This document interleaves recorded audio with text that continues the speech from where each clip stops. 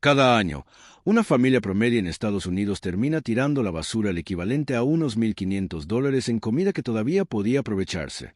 No se trata de una exageración ni de una impresión suelta.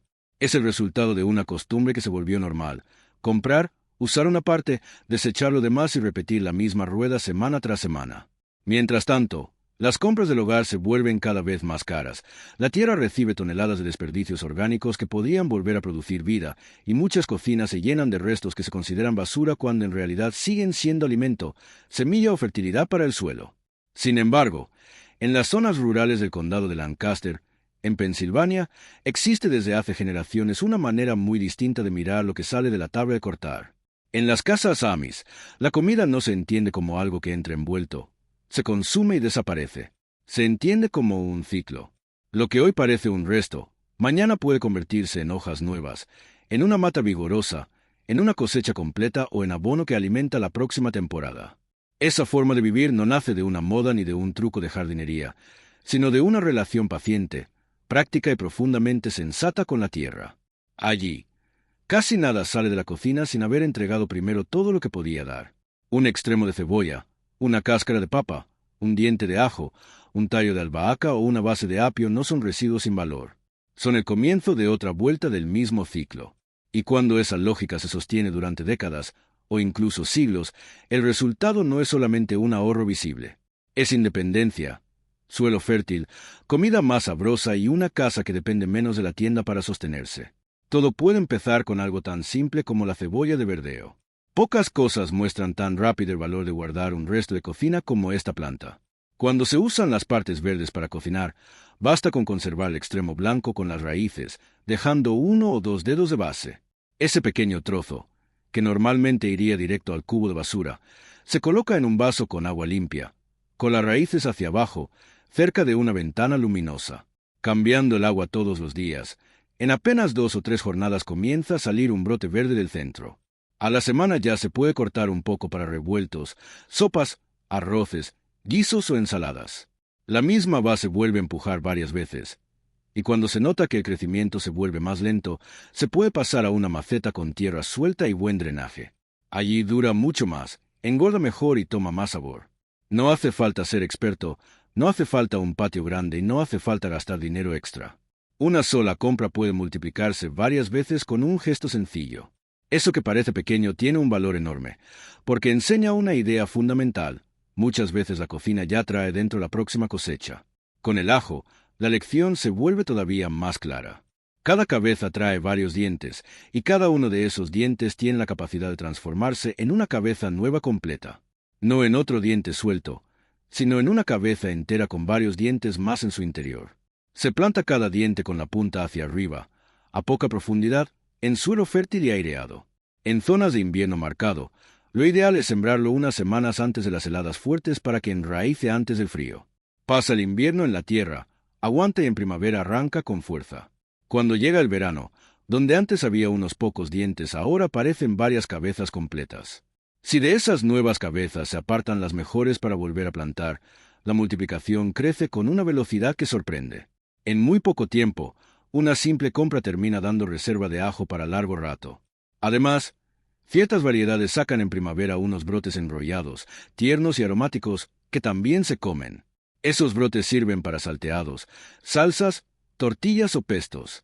Es decir, hasta lo que en otros casos se consideraría una parte secundaria, también entre la mesa. Así funciona una cocina que no desperdicia. Todo se mira con paciencia, se aprovecha en capas y vuelve una y otra vez al mismo circuito. Las hierbas muestran otro lado de esta misma sabiduría.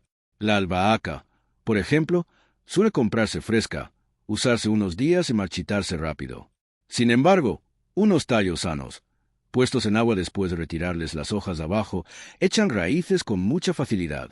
Cuando esas raíces ya tienen buen tamaño, se pasan a tierra húmeda y rica. A partir de ahí, una sola compra puede convertirse en varias plantas frondosas que acompañan toda la temporada cálida. Lo mismo ocurre con el cilantro, aunque este prefiere temperaturas más suaves y tiende a espigarse si hace demasiado calor. Por eso conviene iniciarlo varias veces, de manera escalonada, para tener hojas frescas durante más tiempo. Cuando florece y da semilla, todavía sigue siendo útil, porque esas semillas son cilantro seco, también conocido como coriandro, una especia muy apreciada en la cocina. La menta es aún más generosa. Con unos pocos tallos en agua, en muy pocos días empiezan a aparecer raíces. Luego pasa a maceta y se establece con tal vigor que conviene contenerla para que no invada todo. Una planta bien cuidada regala hojas durante muchísimo tiempo para infusiones, salsas, bebidas o remedios caseros. La citronela o lemongrass, menos habitual en algunas cocinas rurales pero cada vez más usada, también puede rebrotar desde la base si se coloca en agua. En pocas semanas empieza a mostrar raíces y crecimiento nuevo, y en una maceta grande forma una mata perfumada que da sabor fresco a caldos y preparaciones de inspiración asiática. En todos estos casos, la lógica es la misma.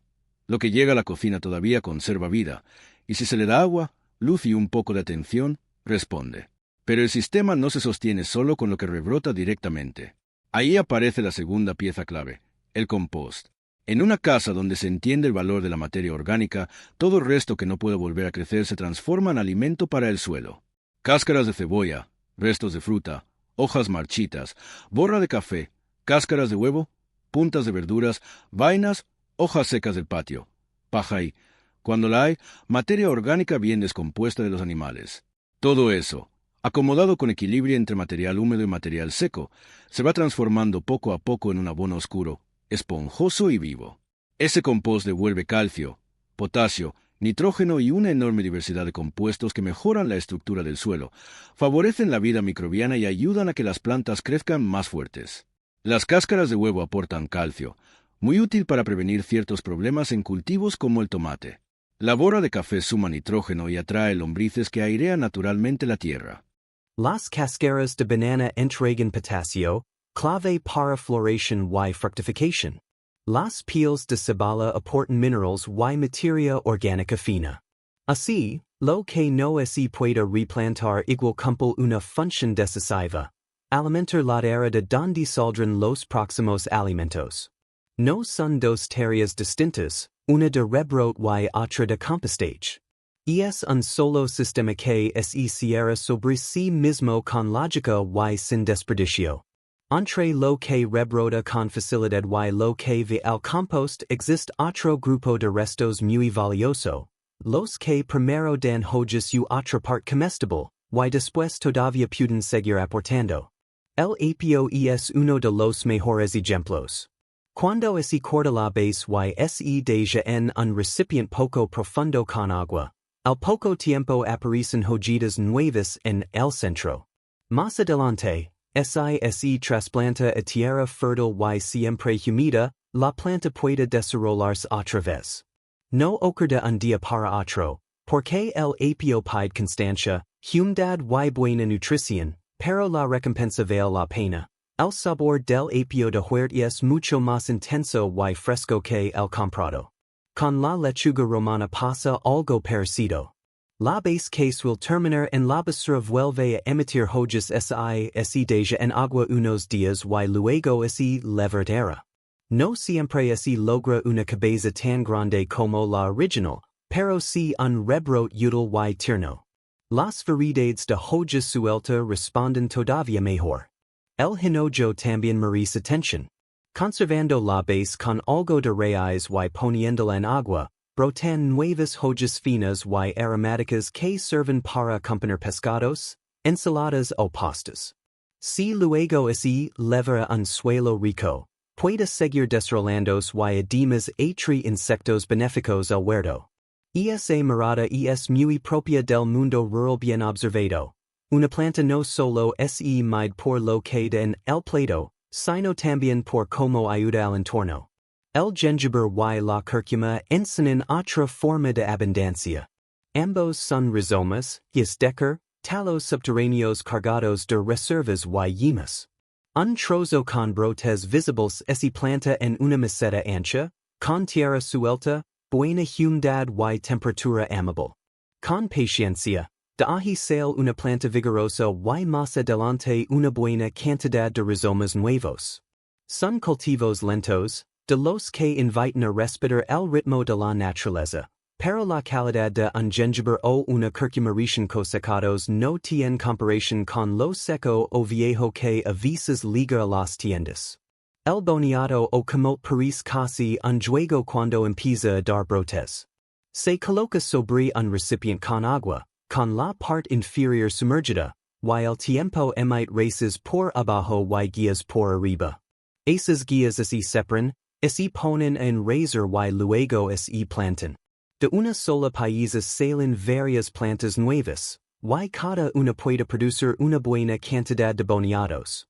En zonas cálidas funciona especialmente bien, aunque también puede iniciarse temprano bajo techo en climas más frescos. Las remolacas y zanahorias, por su parte, no vuelven a formar la raíz gruesa desde el trozo cortado, pero sí producen hojas. Y esas hojas se comen. Las de remolacha son nutritivas y suaves. Las de zanahoria tienen un aroma interesante para salsas verdes, pestos o mezclas con otras hierbas. Si se dejan seguir su ciclo en tierra, pueden incluso florecer y formar semilla, que luego servirá para sembrar una nueva generación completa. Ali aparece otra enseñanza profunda, no todo rebrota del mismo modo, pero casi todo tiene una segunda función se mira con atención. Hay detalles simples que aumentan mucho el éxito de estos rebrotes. El más importante es renovar el agua con frecuencia. Cuando el agua estanca, aparecen bacterias y hongos que pudren la base antes de que la planta alcance a emitir raíces. Agua limpia y luz abundante suelen ser suficientes. Un aporte muy suave de extracto de algas o de algún fertilizante líquido muy diluido puede ayudar, pero no es indispensable. Lo esencial es la higiene, la constancia y la paciencia. El tercer gran engranaje de este sistema es la conservación de semillas. En muchas casas campesinas del mundo, guardar semilla propia fue siempre una costumbre natural. Se eligen los mejores frutos, las plantas más sanas, las que mejor soportaban el clima local o las que daban el sabor más apreciado por la familia. Esas semillas pasaban de una temporada a la siguiente y, con los años, se iban adaptando a la tierra y el manejo de ese lugar. Los Amish sostienen esa tradición con firmeza. Prefieren variedades antiguas, de polinización abierta, porque permiten guardar semilla y obtener plantas parasitas a la madre. Esa práctica de autonomía y, al mismo tiempo, construye una relación mucho más íntima entre la familia y su huerta. Un tomate maduro contiene decenas de semillas. Si corresponde a una variedad apta para guardar, esas semillas se pueden fermentar unos días con su gel, lavar, secar bien y reservar en sobres de papel para la próxima campana. Lo mismo pasa con los pimientos. Basta retirar las semillas, dejarlas secar y guardarlas en un sitio fresco y seco. Las calabazas y zapalos ofrecen todavía más. Un solo fruto trae una cantidad de semilla capaz de llenar varios cercos la temporada siguiente. En cultivos de guarda, esto vale oro, porque una buena cosecha de zapalos puede almacenarse durante meses en un lugar fresco y ventilado, dando seguridad alimentaria más allá del momento exacto de la cosecha. Lo más interesante de guardar semilla no es solo que ahorra dinero. Es que, con el tiempo, la planta aprende el lugar. Una familia que selecciona año tras año las semillas de sus mejores plantas termina desarrollando una población más afinada a su suelo, a su régimen de lluvias, a sus plagas y a su manera de cuidar. Es un trabajo silencioso, lento y poderoso. No depende de laboratorios ni de envases vistosos. Depende de observar, elegir y volver a sembrar. Y entonces aparece el resto de cocina que termina de ser todo este razonamiento, la cascara de papa con hoyo. Pocas cosas muestran de manera tan contundente la diferencia entre una cocina de descarte y una cocina de aprovechamiento. Al pelar una papa, muchas veces la cascara conserva pequeños hoyos o yemas. Si se corta esa cascara un poco gruesa, dejando algo de pulpa adherida, y se separan trozos con uno o dos hoyos cada uno, esos trozos pueden convertirse en plantas nuevas. Convene dejarlos sacar uno o dos días para que la herida cicatriz y así evitar pudriciones al sembrarlos. Luego así entierran en suelo suelto, con buen drenaje, a una profundidad moderada y con las yemas orientadas hacia arriba. A medida que la planta crece, así levieramente tierra o paja al talo para estimular la formación de más tubérculos. En poco más de 2 o 3 meses, según la variedad y el clima, ese simple trozo de cascara puede convertirse en varias papas nuevas. Lo extraordinario es que una planta de papa no devuelve una sola paisa, sino varias. De modo que una cena puede dejar, en lugar de basura, el punto de partida de muchas otras comidas. Y así entiende por qué este recurso es tan valioso. La papa alimenta esa noche. Las cascaras con hoyos van a la era. De ellas nacen nuevas plantas. Esas plantas producen más papas.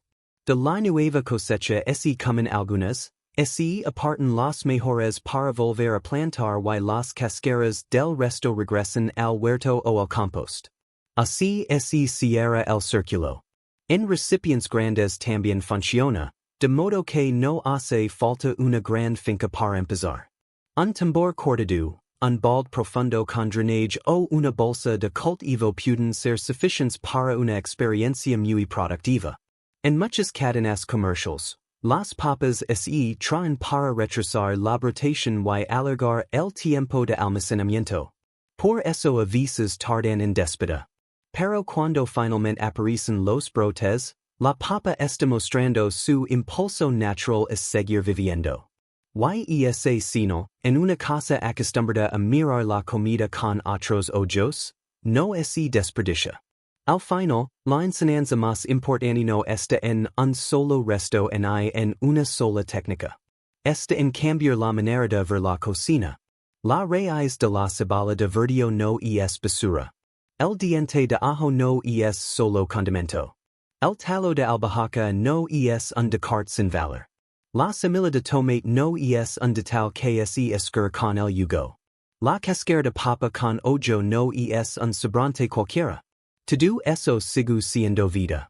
Y lo que ya no puede brotar todavía puede alimentar el compost. Y el compost alimenta la tierra. Y la tierra alimenta la próxima siembra. Esa forma de pensar devuelve sentido común a algo que durante demasiado tiempo se volvió automático. No hace falta hacerlo todo de una vez y transformar la casa entera en un solo día. Basta empezar por una cosa. Guardar la base de una cebolla de vertedero. Poner en agua unos talos de menta o albahaca. Separar unas cascaras de papa con yemas. Reservar semillas de un buen tomate. Tener un recipiente para juntar restos orgánicos y empezar un pequeño compost. Cuando aparece el primer brote verde desde algo que iba camino a la basura, cambia la mirada. Donde antes se veía descarte, ahora se ve posibilidad. Donde antes había gasto, aparece continuidad. Donde antes había dependencia, empieza a crecer un poco de autonomía. Eso es, en el fondo, lo que estas prácticas rurales han sabido conservar durante generaciones. La certeza de que la abundancia rara vez empieza comprando más, y casi siempre empieza desperdiciando menos. En una cocina que aprende a devolver a la tierra lo que la tierra entregó primero, la comida deja de ser un producto que se agota y vuelve a convertirse en lo que siempre fue, un ciclo vivo, humilde, generoso y capaz de renovarse una y otra vez.